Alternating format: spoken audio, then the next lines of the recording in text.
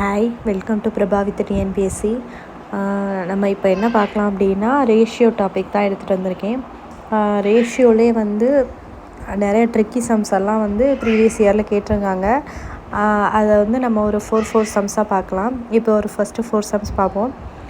இப்போ பாருங்களேன், கொஷின் வந்து என்னென்னா A+B, B+C, C+A அதோட ரேஷியோ கொடுத்துருக்காங்க 6:7:8ன்னு. அதே மாதிரி இன்னொரு டேட்டா கொடுத்துருக்காங்க A+B+C = 14 கொடுத்துருக்காங்க. எனில் சியோட வேல்யூ கண்டுபிடிக்கன்னு சொல்லியிருக்காங்க. இதுக்கு நீங்கள் ஃபஸ்ட்டு என்ன பண்ணலாம் அப்படின்னா, ரேஷியோனாலே என்ன பண்ணணும், அதாவது எக்ஸ்ன்னு எடுத்துக்கணும். 6x 7x 8x அப்படி தான் எடுத்துக்கணும் ரேஷியோனாலே. ஓகேவா? அப்போ இது எல்லாத்தையும் ஆட் பண்ணால் என்ன கிடைக்கும், 2 டைம்ஸ் ஆஃப் எல்லாமே 2 டைம் இருக்குது. அப்போ 2 × A+B+C = எல்லா நம்பரையும் கூட்டினீங்கன்னா 21 வரும் எக்ஸ். ஓகேவா? அடுத்து இந்த அதாவது நெக்ஸ்ட் என்ன பண்ணலாம் அப்படின்னா, A+B+Cயோட வேல்யூ உங்களுக்கு தெரியும் 14. அப்போ 2 × 14 28 வந்துடும். இங்கிட்டு 21x இருக்குது. அப்போ எக்ஸ் மட்டும் வச்சுக்கிட்டு அந்த 48 டிவைடு பை அந்த 21 கீழே போச்சு அப்படின்னா கேன்சலேஷன் பண்ணிங்க அப்படின்னா 4/3 வரும். 7 4s are 28, 7 3s are 21. எக்ஸோட வேல்யூ தான் கண்டுபிடிச்சிருக்கீங்க. நம்ம கேட்டிருக்கிறது சியோட வேல்யூ. அப்போ வந்து நம்ம என்ன பண்ணலாம் அப்படின்னா, A+B+C = 14 தெரியுமா? A+Bயோட வேல்யூ என்ன, அவங்களே கொடுத்துருக்காங்களே. A+Bயோட வேல்யூ என்ன, 6x. அப்போ 6x + C = 14. C = 14 - 6 × xோட வேல்யூ தெரியும்ல, 4/3. அதை கண்டுபிடிச்சிங்க அப்படின்னா சியோட வேல்யூ 6 கிடைக்கும். ஓகேவா? நெக்ஸ்ட் டைப் பாருங்கள். 2 எண்கள் 3ஆம் எண்ணை விட 20%, 50% அதிகமாக உள்ளது எனில் 2 எண்களின் விகிதம் என்னன்னு கேட்டிருக்காங்க. அதாவது நம்ம என்ன பண்ணலாம் அப்படின்னா, 3ஆவது எண்ணை வந்து எக்ஸ்ன்னு வச்சுக்கோங்க.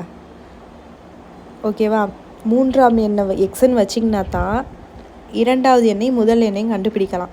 2வது எண் என்ன கொடுத்துருக்காங்க, 2 எண்கள் வந்து 20%, 50% அதிகரிப்பும் கொடுத்துருக்காங்க. இப்போ முதல் எண் வந்து 3வது எண்ணை விட 20% கூட. அப்போ x + 20%.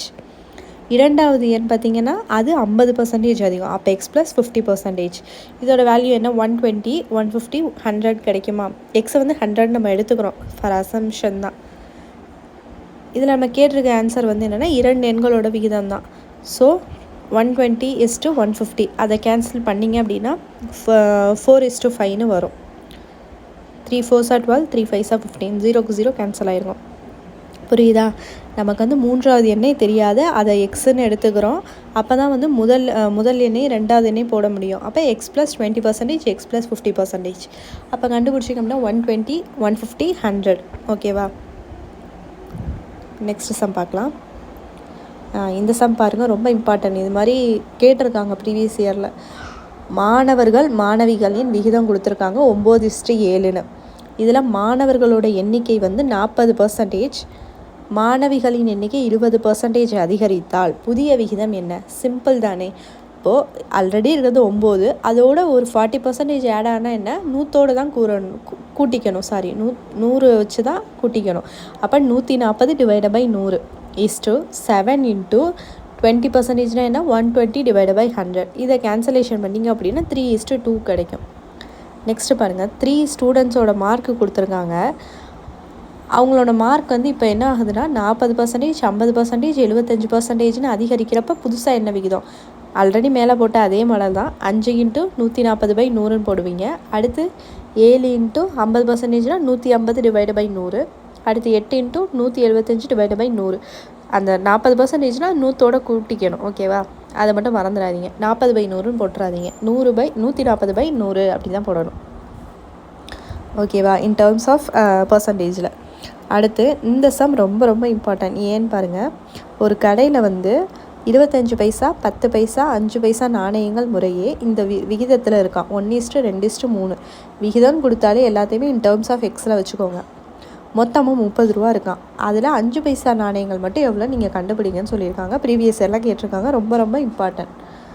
இது எப்படின்னா, அதே தான். 25 பைசாவா, 25, இங்கே 1 தானே விகிதம் வந்து, அதுக்குள்ள விகிதம் என்ன, 1. அப்போ அது எக்ஸு 2x 3xன்னு வச்சுருப்பீங்க. அதில் ஃபஸ்ட்டு உள்ளது எக்ஸு. அப்போ 25x ÷ 100 ப்ளஸ் 10 பைசாவா, 10 × 2x/100 + 3x × 5/100. ஓகேவா? எல்லாத்தையும் நீங்கள் ஆட் பண்ணிங்க அப்படின்னா 60x/100 வரும். ஓகேவா? 60x/100 மொத்த மதிப்பு எவ்வளோ இருக்குது? மொத்த ரூபாய் வந்து 30 ரூபா இருக்குது. இதில் கேன்சல் பண்ணிங்கன்னா எக்ஸ் வந்து 50 ரூபான்னு கிடச்சிரும். நமக்கு கேட்டிருக்கிறது என்ன? 5 பைசா நாணயங்களோட விகிதம் தான். அப்போ 5 பைசா நாணயங்களோட விகிதம் என்ன? ஃபஸ்ட்டு உள்ளது 25 பைசா, ரெண்டாவது 10 பைசா, மூணாவது உள்ளது தான் 5 பைசா. 5 பைசாக்கு இடத்துல என்ன இருக்குது? 3x இருக்குது. அப்போ 3 × 50 150. அப்போ 5 பைசா நாணயங்களின் எண்ணிக்கை வந்து 150. ஓகேவா? இதுவரை பார்த்த சம்ஸ் உங்களுக்கு புரிஞ்சிருக்கும்னு நினைக்கிறேன். ஏதாவது டவுட் இருந்தால் கமெண்ட் செக்ஷனில் கேளுங்க. தேங்க்யூ.